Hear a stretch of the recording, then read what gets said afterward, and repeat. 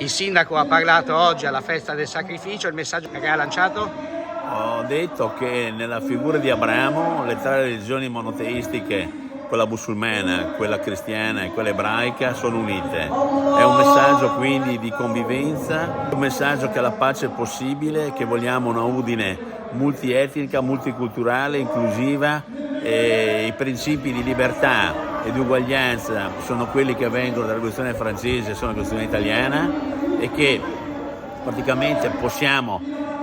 essere uomini liberi anche nella propria religione, e quindi vogliamo che Udine sia una città dove il lavoro